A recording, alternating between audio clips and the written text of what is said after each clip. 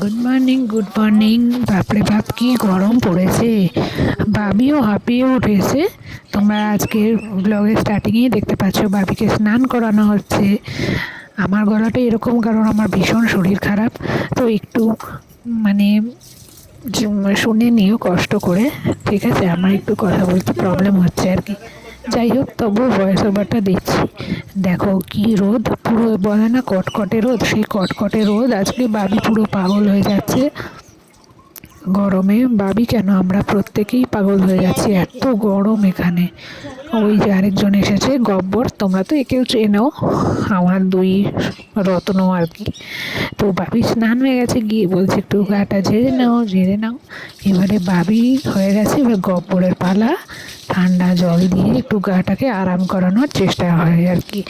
এমনিতে ওরা উইকলি একদিন করে শ্যাম্পু ট্যাম্পু সাবান দিয়ে মহা স্নান।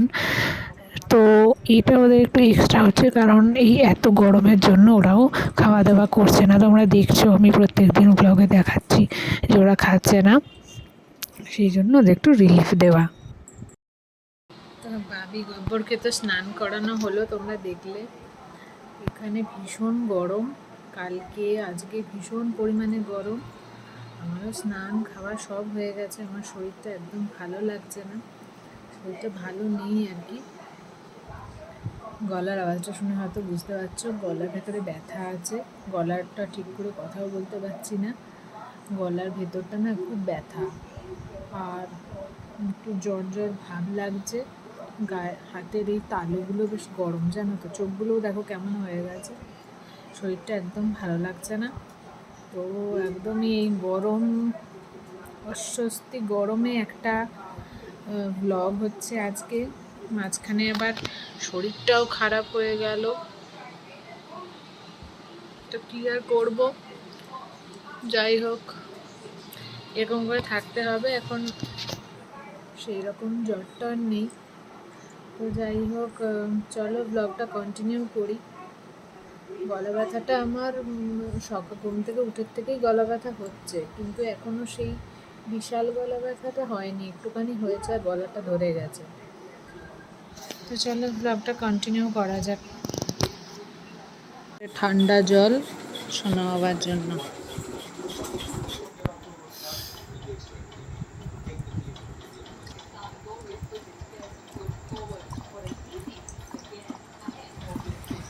অত ছড়াস না।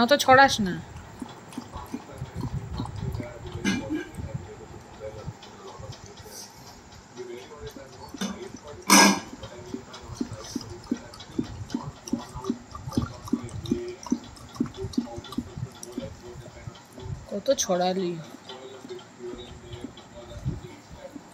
একদম ঠান্ডা। তুই খাবি? খেয়ে দেখ, দাদা খেলো।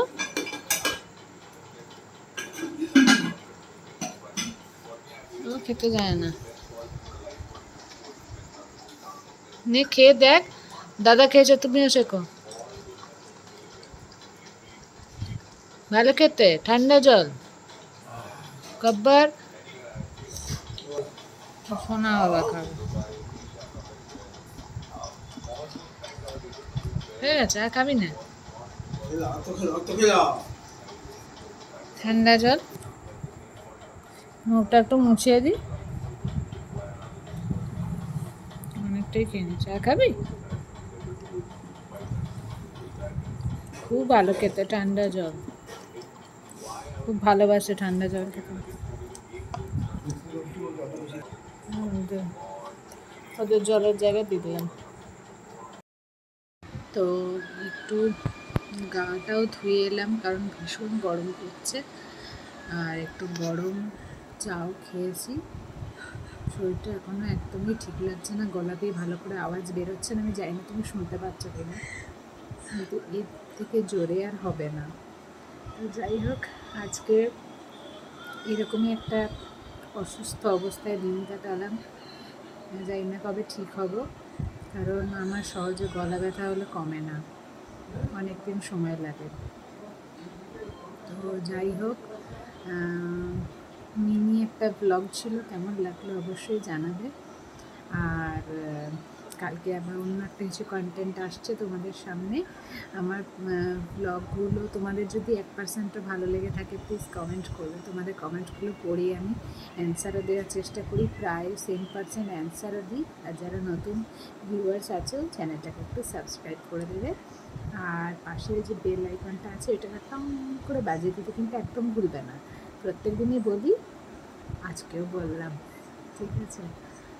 আর আরও অনেক অনেক ব্লগ তোমাদের সামনে আসবে। আর কি কি ধরনের ব্লগ দেখতে চাও তোমরা আমাদের জানাবে। আমি চেষ্টা করব যতটা পারবো করার চেষ্টা করব, কারণ আমি একাই ভিডিও শ্যুট করি, একাই এডিটিং করি, সবটা একাই করি। আর যেহেতু মানে অনেক কিছুর সাথে জড়িত, ওই জন্য সবসময় হয়তো সবটা ক্যাপচার করা হয় না। এর মধ্যে আরও অনেক কিছুই থাকে যেগুলো আমি সবসময় ক্যাপচার করতে পারি না, কারণ কাজটা আমাকে করতে হয়, তাহলে ক্যাপচার কখন করব?